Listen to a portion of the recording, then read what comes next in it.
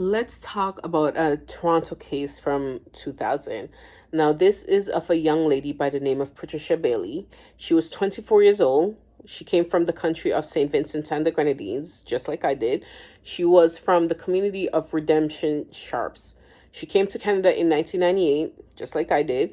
She used to live at 160 Chalkfarm Drive. I used to live at 200 Chalkfarm Drive. It's basically four buildings, 200, 190, 170, and 160.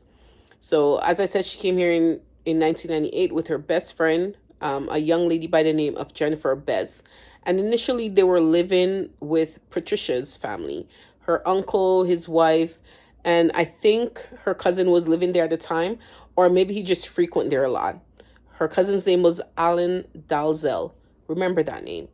Eventually, the best friend moved out because she alleges that she was sexually assaulted by Alan. I have to use allegedly because he was never charged or convicted, and for legal purposes, I have to use allegedly. So she moved out. She ended up moving to the States in Boston, and Patricia, she continued living there, but she eventually moved out a few months after because she started to feel uncomfortable being around that same cousin. She was dating a man by the name of Mark at the time. He helped her to rent the apartment at 160 Chalk Farm because she was here illegally. She was working illegally, so she couldn't legally rent an apartment in her name. So he helped her to get the apartment. It was on the 17th floor. And on the day of May 1st, 2000, no one could get a hold of Patricia. She was supposed to attend church that day, and her uncle initially thought that she was blowing him off, but they kept trying to get in contact with her, the boyfriend, the uncle, and no one could get a hold of her. The boyfriend had the extra key, so he went over to, check on her, and he found her unalived body in the bathtub. She was partially nude. She was only wearing a t-shirt, and she was nude from the bottom down. Her face was scalded with hot water. He called 911. They started their investigation. As usual, he's the closest to her. He's her intimate partner. So they thought he was a suspect, but they eventually cleared him. Shortly before all of this happened, the management company had changed the locks of all of the units, and each tenant was given two keys. The boyfriend had one key, and Patricia had one key. And her key was missing from the apartment, which means that whoever committed this crime, they locked the door behind themselves when they left. Now, I'm not sure how they came to the conclusion that the cousin was a suspect, but he was eventually arrested and charged. In 2004, the case went to trial, and he was convicted and given a life sentence. His DNA was found on Patricia's nails, and his semen was found in her, her vaginal area. In 2010, he decided to appeal the case because he alleges that the boyfriend, Mark, was cheating on Patricia. So that would be a reasoning for him to have done the unaliving. He also claims that he had a consensual relationship with Patricia. That's why his DNA was on her body. But thankfully, the courts upheld their decision, and he was resentenced, or his previous sentence was upheld. Now, he was given life, as I said. There's no such thing as a life sentence in Canada. He will eventually get out at some point. The only person that I know in Canada is Paul Bernardo, who's serving like a true life sentence. He had, you guys can Google his name. He had unalived and essayed several young ladies back in, I think, the early 90s. Him and his wife, or girlfriend at the time, they even unalived her sister.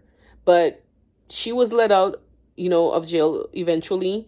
She had moved to the Bahamas at some point, moved to Quebec, was working in a school, and when the community found out of her previous crimes, they fired her.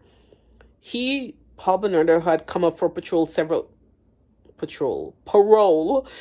times, and he's always been denied.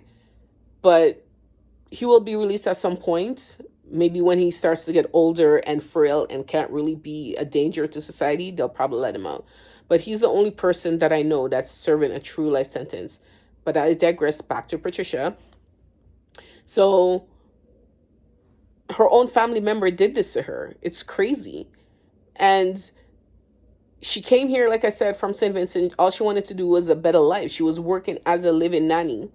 You know, she came for a better life. And this was her results by her own cousin.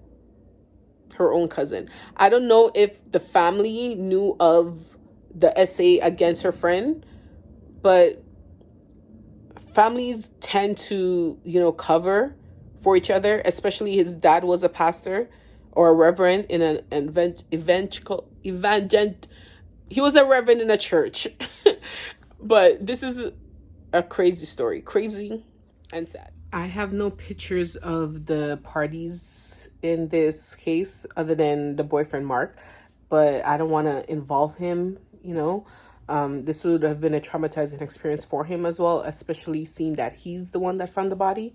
And the main demon in this case is the cousin, Alan Dalzell. But like I said, I have no pictures. This is an older case, and back then they did things a bit differently than they would have now. And yeah, sometimes there's publication bans for whatever reason, and pictures aren't released of the suspects or the convicted. So yeah. And another point I forgot to make, people heard, because one of the neighbors eventually came out and said that they heard banging and screaming from the apartment, but no one did anything. No one did anything. No one decided to call the police and, say, this is what I'm hearing. Sometimes it could just be people in a domestic fight. We don't know, right?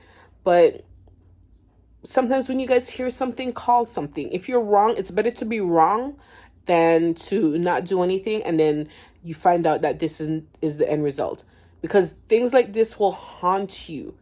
Like I'm not even going to talk about it in this case. I'll talk about it in another video. But things like this will haunt you. Like, you could have potentially saved a life.